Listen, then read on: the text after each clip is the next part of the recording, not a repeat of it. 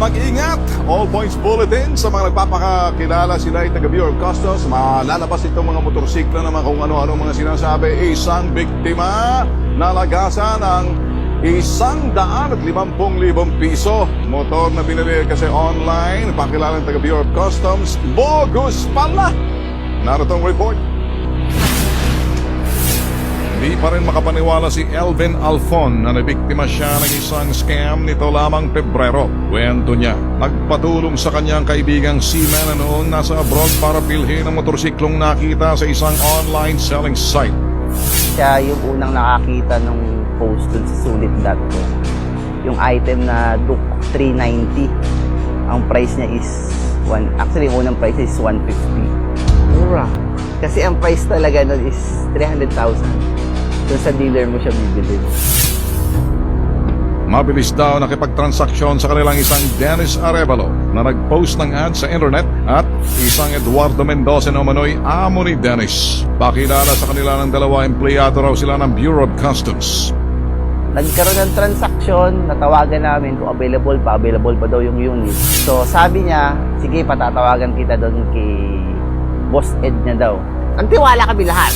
Kumbaga kasi taga-custom eh. Sa labas ng gate 3 ng ahensya daw sila magkikita. Pero isang matandang lalaking humarap sa kanila at nagpakilalang tauhan din ni Mendoza. Actually, nagdadoubt pa nga kami na kasi gusto niya is ibigay na yung pera kasi sila daw magbabayad sa loob kasi bawal daw kami pumasok sa loob. Kumbaga, for assurance, binigay niya yung ID saka yung resibo daw. Kasi yun daw original is nandun pa sa loob. Dahil sa iniwang identification card ni Eduardo Mendoza, tiwala nilang ibinigay ang 140,000 pesos sa tauhan nito. Pero makalipas ang mahigit isang oras na paghihintay, hindi na raw sila binalikan ng taong kausap. Dito na sila nagpasyang i-report ang pangyayari sa Customs Police. Nakumpirma nilang naloko sila ng mga kawatan. So pinakita namin yung ID, yung papel, sabi sa amin, nako, bakit kayo hindi kayo dumiretso rito? Scam yan. Pangatlo na kayo sa mga nadali niyang, Eduardo na yan. Inilapit ng Bitag T3 ang reklamo sa Bureau of Customs. Paglilinaw nila.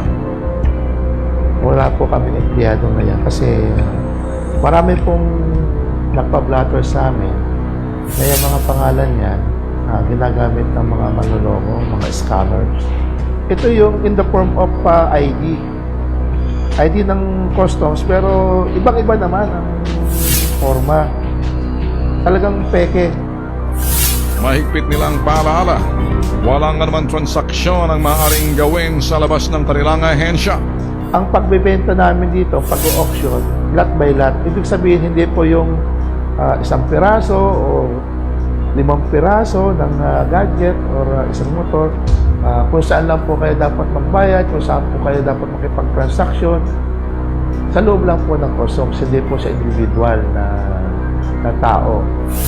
Panawagan ng Bitag T3 sa publiko, tandaan ang mga mukhang ito. Sa sino mang makakilala sa kanila, ipagbigay alam agad sa tanggapan ng Bureau of Customs o sa Bitag T3. Ito mga tulo, no? All Points Bulletin na lang to para doon sa mga nakikinig na nululuho sa atin doon sa Visayas Mindanao. Huwag ko kayo magtatransaksyon sa labas ng opisina ng Bureau of Customs, scam yan. Ano man kadahilanan to, marami kasing sinasabing may mga auction na gagawin, ilalabas na yung motorsiklo, ano mga produkto. Marami pa rin nagogoyo dyan, huwag kayo magpapaniwala. Eh, kung gusto nyo talaga, dumiretso na kayo sa loob ng Bureau of Customs. Pero bahala na kayo pagdating sa loob kasi baka na naman, marakit naman kayo ng mga taga-loob. O, mag-iingat din sa loob. Pixel.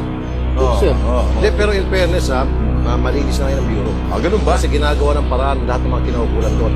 Yung commissioner sa deputy commissioner sa intelligence saka sa customs police. Nagtatrabaho na sila. Kung gano'n, ganda.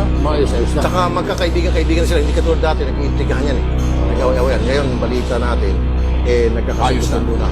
Alang-alang sa isang goal para ayusin yung trabaho. Kaya lang yung tama ka, marami mameke. Hindi lang yung mga motor. Meron pa yung mga kababaihan na kunyari boyfriend, papadala ng mga chocolate. Whoops! Nasa customs na yung pera. Whoops!